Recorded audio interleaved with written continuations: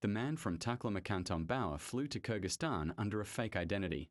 From there, he paid his way across the border into China, all to reach the outskirts of the Taklamakan Desert, where Echo Team's final transmission had come from. In 1998, Elena warned him not to go, but there was no stopping now. With a local guide and satellite coordinates, Tom traveled by night and slept by day. Eventually, the guide refused to go further. Too many stories of phantoms in the sand. Tom hiked the last 6 miles alone, in the heart of a dead zone, shielded from radar and comms. He found it. A massive hatch. Half buried. Still sealed. It was not Chinese. It was not American, and it was not meant to be opened. But it had been. Inside the bunker, lights flickered with failing energy. The air smelled like rust and time. Tom descended narrow stairs, following faint signs of life. Disturbed dust, cracked panels, muddy footprints. At the lowest level, a room glowed with cold, unnatural light. In the center, floating, was a cube. Black. Featureless. But it seemed to hum inside his mind. Not with sound, with memory. Suddenly, a voice from the darkness. You shouldn't be here. Tom turned. Captain Ellis, aged, but alive. Or something close to alive. I watched you die, Tom whispered. I did. I think. But then I woke up here. And I couldn't leave. Ellis was thinner, paler, eyes distant. It shows you things, Tom. Memories you didn't live. Lives you didn't have. It feeds on them. On us. Tom looked back at the cube. You brought it back, didn't you? No, Ellis said. It followed. They tried to destroy the artifact in 1998. That's why Echo disappeared. Not because they failed, but because they succeeded. Temporarily. When Echo was wiped, the Pentagon covered it up. The experiment was scrubbed, and anyone who got too close was silenced or retired. But the thing left an imprint, one that haunted everyone involved. Even in death, Elena was already gone. Harlow disappeared a day after Tom visited. His motel room was burned out. No body found. Tom realized then, there was no stopping this. There was only containment. He made a decision. He destroyed the last satellite beacon, cut all communication, and stayed. In the final scene, Tom records a message into the same tape recorder. My name is Tom Bauer. I was part of something called Echo Protocol. If you're hearing this, leave it buried. No metal is worth what we found. No truth is worth what it takes from you. Click outside. The sand starts to rise unnaturally, spiraling around the bunker entrance, sealing it again, as if the desert wants it hidden. The final shot, the cube pulses once. Then goes. Dark. Whispers from the field. Tom Bauer stood outside the rusted gate of Site 17, a long decommissioned military outpost buried beneath layers of history, and something else. The security cameras were long dead, and the locks were nothing bolt cutters couldn't handle. But what unsettled him wasn't the silence. It was the feeling that someone had broken in before him. Inside, everything was covered in thick dust, but certain footprints were fresh. Someone had entered, searched, and left in a hurry. In the back office, under a warped floorboard, Tom found it, a cassette recorder, still functional. He pressed play. Echo was never meant to return. Orders came from above, way above. If anyone ever finds this, don't trust the brass. They buried it for a reason. The voice was unmistakable. Captain Ellis, his old CO, dead in 2003. Officially, Tom drove to the home of Colonel Steve Harlow, now 78, once the liaison between field operatives and Pentagon Command. He hadn't seen Harlow in 20 years, and the old man looked even more haunted than Tom remembered. Echo Protocol was supposed to be sealed forever, Harlow said, closing the blinds. What the hell are you chasing, Bauer? I'm not chasing. I'm being followed. Harlow handed him a folder. Not official documents, photos. Satellite recon.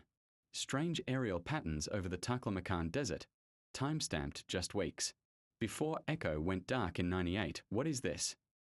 The target. What Echo found. It wasn't a weapons facility. It was something else. Tom froze. The coordinates in the file matched those from the journal. His mission had never been about a nuclear threat. It had been a retrieval operation, but no one ever told him what they retrieved.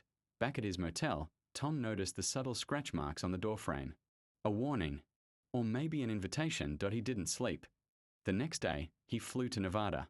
where the retired tech specialist Elena Park, Echo's field analyst, had gone fully off-grid. It took cash, 2 burner phones, and a visit to a black market contact to locate her in a survivalist compound. You should have left this alone, Elena said, shotgun across her lap. Tom played the cassette. She paled. Ellis was dead before. They sent him. That wasn't a mission. It was an experiment. What do you mean? Echo wasn't the first. And we weren't meant to survive. The object we extracted, it changed us. Ellis was the first to lose time. Hours, days. Then hallucinations. Then, she hesitated. Disappearances. Tom's heart pounded. You think it's alive? I think it's still controlling something. Maybe someone. That night, Tom reviewed the photos again. In one, faint but unmistakable, stood a man in full Echo gear, dated 2023. The timestamp was from a month ago, Ellis. But Ellis had died, hadn't he? Before we dive into this chilling true story of secrets buried deep within the military, make sure to subscribe to our channel Buried Truth, where we uncover the stories they never wanted you to hear. The envelope was plain. No return. Address. No markings. Just his name, Edward Gray, handwritten in black ink. He found it tucked between old bills and junk mail on his porch in Ashford, Virginia, a quiet, overgrown town where nothing surprising ever happened. Not anymore. Gray, 62, was a retired Army colonel. Silver-haired, sharp-eyed. 3 tours in Iraq, 2 in Afghanistan, and 1 shadowy assignment that had never officially happened. He opened the envelope. Inside, a single sheet. They activated. Echo protocol again. It started 3 days ago. Check site 7 You were never supposed to forget. He froze. His heart knocked once, twice, then began to hammer Echo protocol. He hadn't heard that name in over 22 years. 1999. Somewhere in Nevada. A black site base only known as 7-1. No insignia. No comms in or out. Gray was part of the last classified mission there. But the report, and every man involved, had disappeared. Only Gray had come back. And they'd made him forget. Or try to. That night, Gray poured himself 2 fingers of bourbon and unlocked the old wooden chest under his bed, something he hadn't touched in decades. Inside, a faded folder marked training materials. Beneath it, 2 photos. Men in uniform.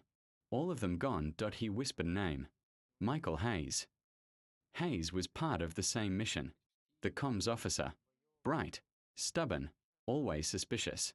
Hayes had vanished from the official record in 2001. No obit. No service file. Just gone. Gray picked up the phone and dialed an old code. A private line he hadn't used since retirement. It rang 3 times. A voice answered. Ed. Michael. I got a letter. Silence. Then, Jesus. It's happening again, isn't it? 2 days later, Gray met Hayes at a diner off Interstate 95.